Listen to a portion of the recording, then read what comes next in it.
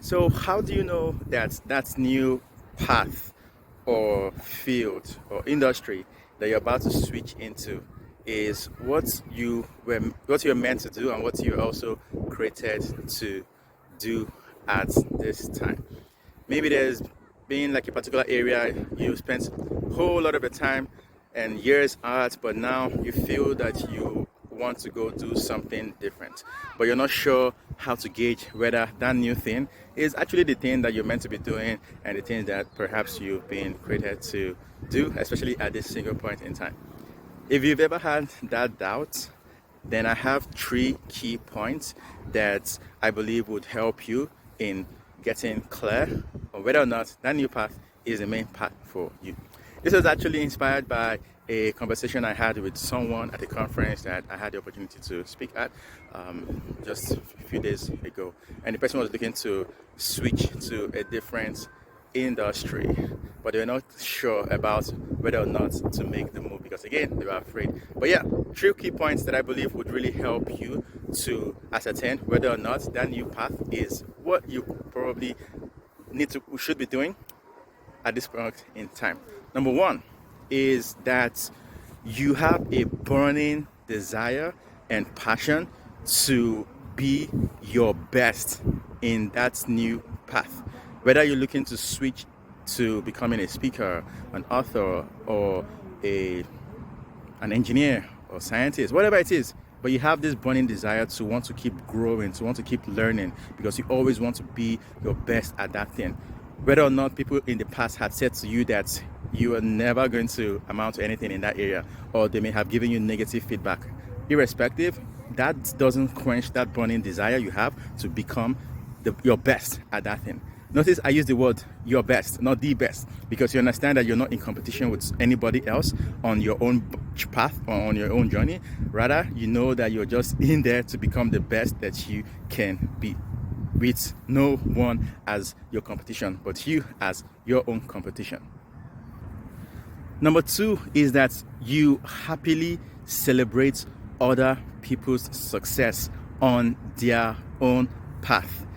This is how you know that you are actually at the place where you really need to be, because you understand that everybody else has their own path and everybody else has their own journey, and while they are also doing very well on their own journey and on their own path, you can happily just celebrate their successes and cheer them up. And when maybe they're not doing too well, you really encourage them and not get happy because they are not seemingly doing too well, because at this case you understand that they are doing fine and they're succeeding has nothing to do with how you are performing. So irrespective of how you may be performing on that path, you can happily, cheerfully celebrate other people on their own different path without any feeling of envy or jealousy or whatnot towards them.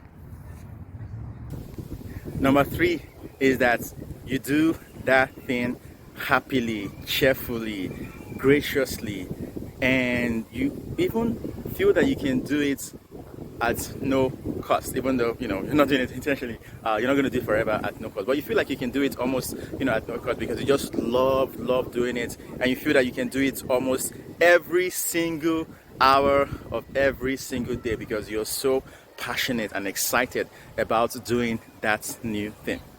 So if you are kind of like on a crossroad trying to jump into a new industry and explore a new path, a new area, but you're not sure, just check those 3 points that I mentioned.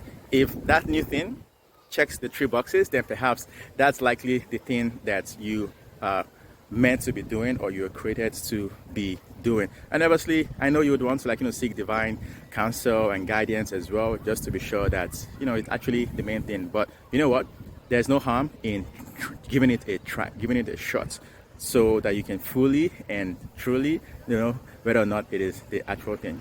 And honestly, to be frank, when you make that final decision to jump in, you're still going to feel some level of fear, and it is okay, it is fine.